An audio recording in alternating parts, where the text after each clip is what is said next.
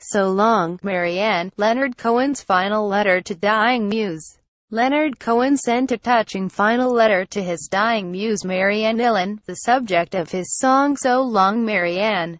Who was also the inspiration behind Bird on the Wire, died in Norway on July 29 at the age of 81.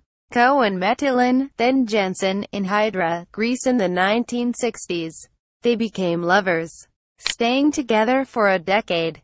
Her close friend Jan Christian Mollisted told Canada's CBC Radio that he had contacted Cohen, 81, to tell him Ilan was dying of leukemia and had only a few days to live. He recalled, "It took only 2 hours, and then came this beautiful letter from Leonard to Marianne.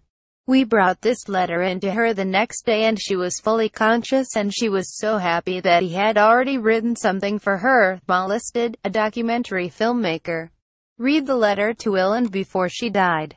He recalled, "It said, well Marianne, it's come to this time when we are really so old and our bodies are falling apart and I think I will follow you very soon.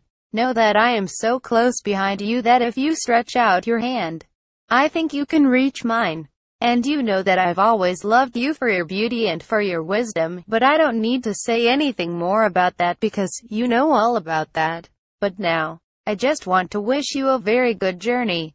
Goodbye old friend. Endless love. See you down the road." Mollisted told host Rosemary Barton that when he read the line, "Stretch out your hand," Ilan had stretched out her hand. "It was a very nice gesture from both of them," he said.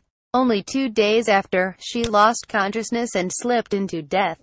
And when she died, I wrote a letter back to him saying in her final moments I hummed a Bird on the Wire because that was the song she felt closest to.